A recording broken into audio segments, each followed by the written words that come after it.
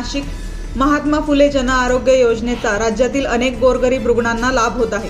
मात्र काही रुग्णालय यामध्ये मलाई खाण्याचा प्रकार करत असून असाच एक धक्कादायक प्रकार सिन्नरच्या डॉक्टर अंजली विष्णू रुग्णालयात घडला आहे। या प्रकरणी जिल्हा शल्य चिकित्सकांनी समिती गठीत करून चौकशीचे आदेश दिले आहेत। गर्भपिशवीच्या शस्त्रक्रियेसाठी योजनेत बसत नाही असे सांगून रुग्णाकडून 25,000 रुपये फोनपेद्वारे घेतले।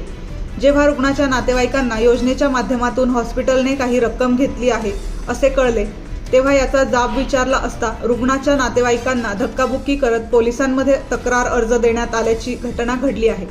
याबाबत रुग्ण आणि हॉस्पिटल यांनी परस्परांवर आरोप प्रत्यारोप केले असून वैद्यकीय व्यवस्थेला लाजवणाऱ्या घटनेची एक्सक्लुझिव्ह वृत्तमालिका बघा फक्त MG न्यूजवर।